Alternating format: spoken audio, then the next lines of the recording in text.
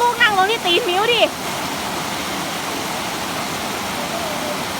เอานั่งลงที่ตีนมิ้วอะนั่งเลยนั่งเลย